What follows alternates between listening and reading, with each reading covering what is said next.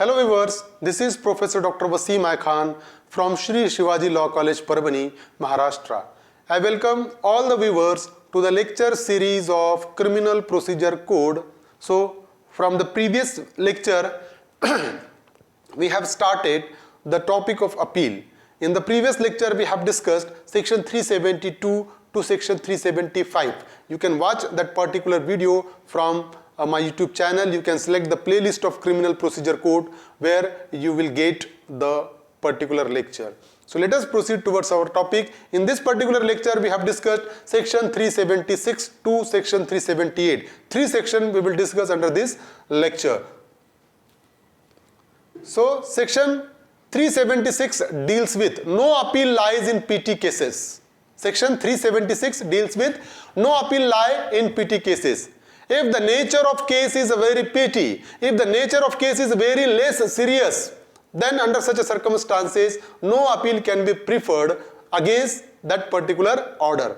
तो PT cases में appeal prefer नहीं हो सकती है. So subclause A deals with no appeal if High Court pass a sentence of term not exceeding 6 months, fine not more than 1,000 rupees. Suppose if the High Court passed the order of sentence and if the imprisonment is not exceeding 6 months and a fine not more than 1,000 rupees, then against the order of High Court no appeal can be preferred before a Supreme Court.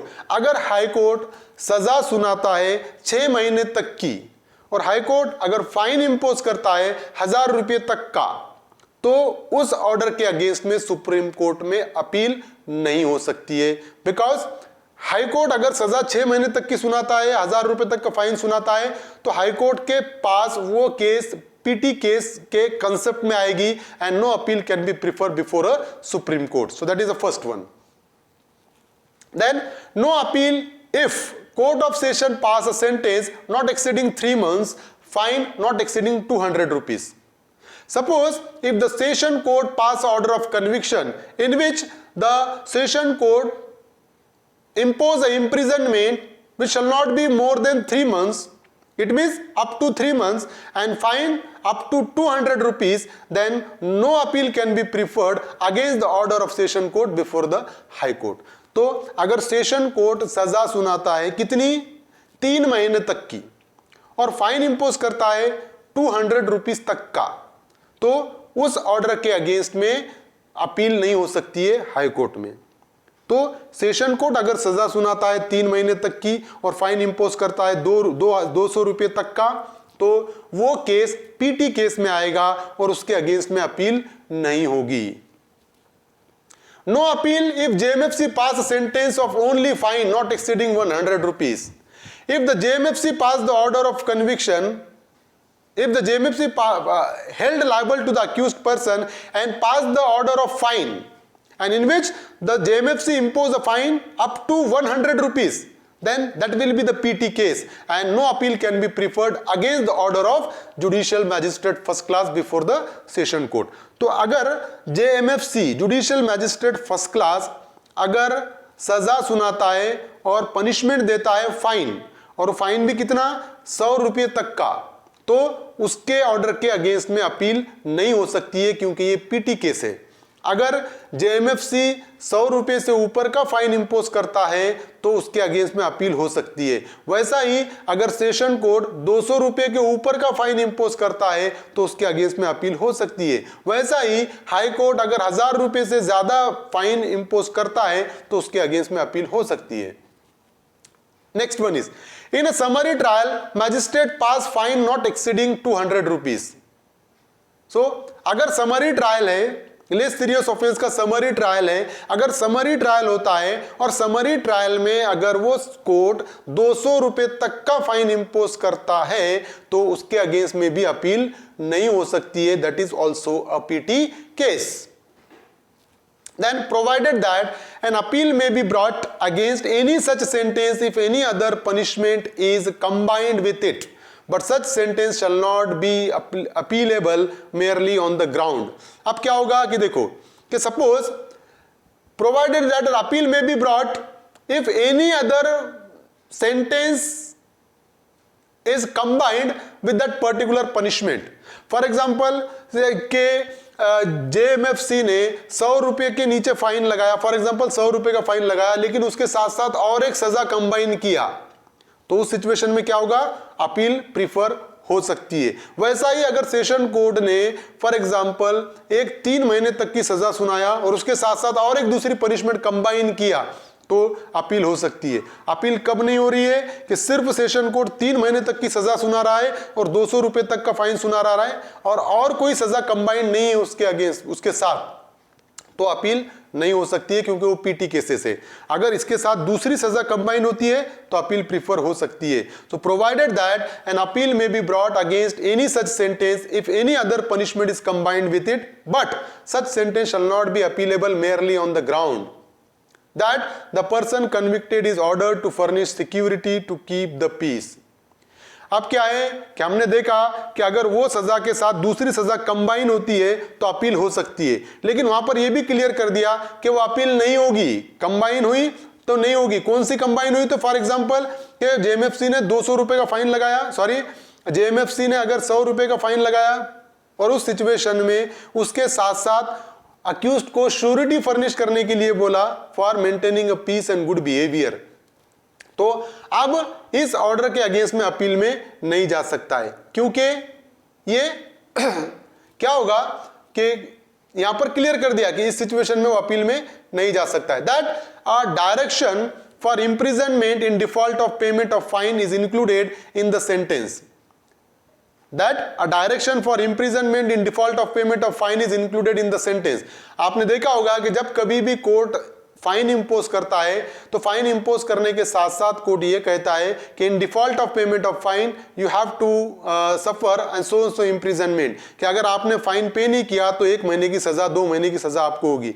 अगर ऐसा होता है, for example JMFC ने 100 रुपये fine impose किया, उसके साथ साथ अगर जेएमएफसी ने ऑर्डर पास किया कि अगर आपने फाइन पे नहीं किया तो 2 महीने की सजा, तो अगर इन default of payment of fine है वो 2 महीने की सजा, तो वो कंबाइंड सेंटेंस नहीं कहलाएगा, उसके अगेंस्ट में अपील में नहीं जा सकता है वो person. Then that more than one sentence of fine is passed in the case if the total amount of fine imposed does not exceed the amount herein before specified in respect of the case। For example, एक से ज्यादा sentence तो सुनाया fine के, मतलब अगर for example JMFC कहता है कि 2 फाइन का ऑर्डर पास किया अक्यूज्ड के अगेंस्ट में, एक में 50 रुपए दूसरे में 50 रुपए, तो टोटल हो रहा है 100 रुपीज। तो हमने देखा कि जेएमएफसी अगर 100 रुपीज तक का अगर फाइन इंपोज करता है तो उसके अगेंस्ट में अपील नहीं हो सकती है। तो 100 रुपीज का फाइन हुआ इन कंबाइन, तो अपील नहीं होगी। बट अगर जेएमएफसी 2 सजा सुनाता है और एक में 100 रुपए दूसरे में 100 रुपए, तो 200 रुपए हो गया, तो उसके अगेंस्ट में अपील हो सकती है। तो जो भी कोर्ट का ऑर्डर है फाइन का, अगर वो 2 भी सजा सुनाता है और दोनों को प्लस करने के बाद अगर उतना ही अमाउंट हो रहा है 100 रुपये, तो अपील नहीं होगी। 100 रुपए से ज्यादा हो रहा है तो अपील हो सकती है। That is section 376। Now section 377, appeal by the state government against sentence. अब यहां पर स्टेट गवर्नमेंट कब ऑर्डर कर सकता है अपील के लिए against the order of sentence. So section 377 deals with state government to direct the public prosecutor to present appeal in case of inadequacy of sentence. So state government is having a power to direct the public prosecutor to prefer an appeal before the appellate court on the basis of inadequacy of sentence. तो state government क्या कर सकता है section 377 में कि अगर state government को ऐसा लगता है कि जो सजा ट्रायल कोर्ट ने सुनाया है वो सजा इनएडिक्वेट है, पूरेसी नहीं है, मतलब कम सजा सुनाया है, तो उस सिचुएशन में स्टेट गवर्नमेंट पब्लिक प्रोसिक्यूटर को डायरेक्शन दे सकता है कि to prefer an appeal before the appellate court, कि अपील प्रीफर करो अपीलेट कोर्ट के। तो जब भी अगर अपील अंडर सेक्शन 377 ऐसा आता है तो आपने एक बात समझना है कि appeal is preferred before the appellate court on the basis of inadequacy of sentence, कि सेंटेंस इनएडिक्वेट है और उसके बेस पे अपील हुई है। So central government to direct the public prosecutor to present appeal in case investigation done by Delhi police special establishment। तो central government direction देगा public prosecutor को अपील करने का, कब? अगर जो इन्वेस्टिगेशन किया वो दिल्ली स्पेशल एस्टैब्लिशमेंट के तहत पुलिस ने अगर इन्वेस्टिगेशन किया है तो उस केस में स्टेट गवर्नमेंट डायरेक्शन नहीं देगा पब्लिक प्रोसिक्यूटर को, बल्कि सेंट्रल गवर्नमेंट डायरेक्शन देगा। आपने देखा होगा कि अभी जो दिल्ली गवर्नमेंट के जो मैटर चल रहे हैं, तो वहां पर जो दिल्ली पुलिस है वो सेंट्रल गवर्नमेंट के कंट्रोल में है, ना कि स्टेट गवर्नमेंट की। तो इसलिए क्योंकि वो दिल्ली स्पेशल एस्टैब्लिशमेंट है जिसके तहत वो सेंट्रल गवर्नमेंट के अधीन आती है पुलिस ऑफिसर।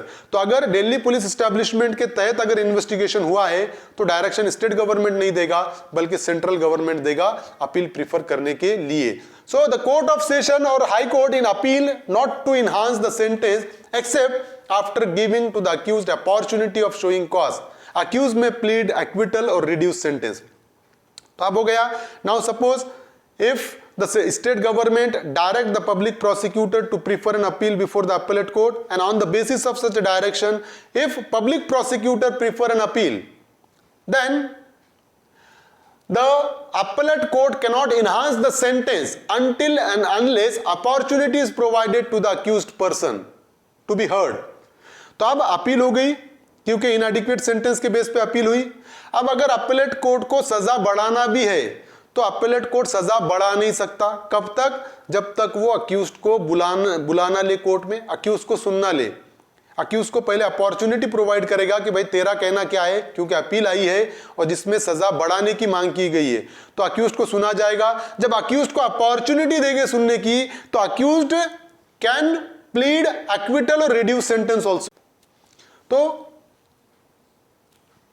उस सिचुएशन में क्या कर सकता है कोर्ट कि फॉर एग्जांपल अक्यूज्ड को जो अपॉर्चुनिटी प्रोवाइड की वाली है, तो अक्यूज्ड को सुनने के दौरान अक्यूज्ड क्या कर सकता है कि अक्यूज्ड ये प्लीड कर सकता है कि जो सजा लोअर कोर्ट ने मुझे सुनाया है वो ज्यादा है, वो सजा को रिड्यूस करो, ये भी वो क्लेम कर सकता है।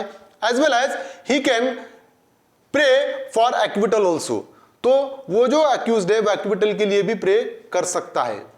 तो इसका मतलब ये बिल्कुल भी नहीं है कि स्टेट गवर्नमेंट ने डायरेक्शन दिया पब्लिक प्रोसिक्यूटर को और पब्लिक प्रोसिक्यूटर को ही अपॉर्चुनिटी दी जाएगी।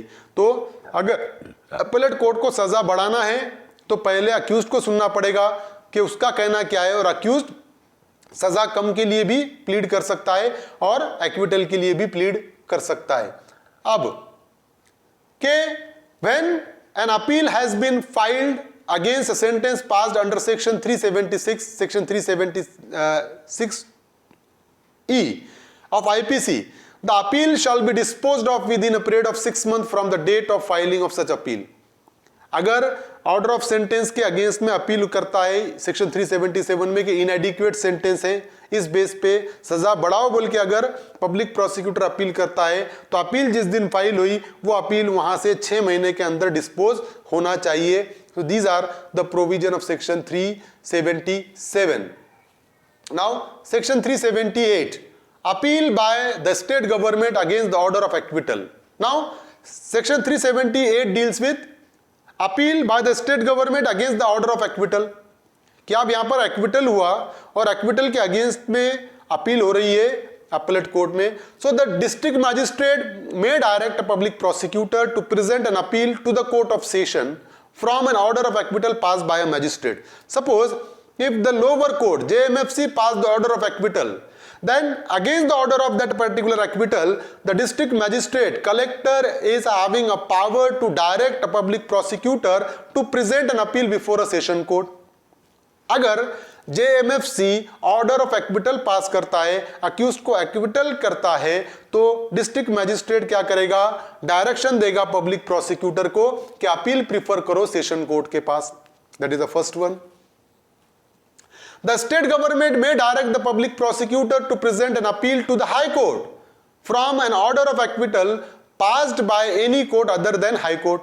Suppose if the order of acquittal passed by a session court, then state government is having a power to direct a public prosecutor to present an appeal before high court. तो अगर session court अगर कोई order of acquittal पास करता है तो high court को power रहेगा, high court direction देगा पब्लिक प्रोसिक्यूटर को कि एक्विटल के अगेंस्ट में अपील करो। कहां पर? हाई कोर्ट के पास। That is the second one. Then if order of acquittal passed in any case in which the offense has been investigated by a Delhi special police establishment, the central government may direct the public prosecutor to present an appeal. So if The matter is investigated by the Delhi Special Police Establishment, and in that particular matter, if the order of acquittal is passed by a court, then central government is having a power to direct the public prosecutor to prefer an appeal. अगर Delhi special police establishment अगर matter को investigate करता है और वो matter में अगर order of acquittal पास होता है तो स्टेट गवर्नमेंट को पावर नहीं रहेगा डायरेक्शन का, बल्कि सेंट्रल गवर्नमेंट डायरेक्ट करेगा पब्लिक प्रोसिक्यूटर को अपील प्रीफर करने के लिए. So these are the particular provision of section 376 to section 378. I hope you understand this topic, and if you understand this topic, please subscribe my channel, press the notification button, press the like button, and share this video with your friends. Thank you very much.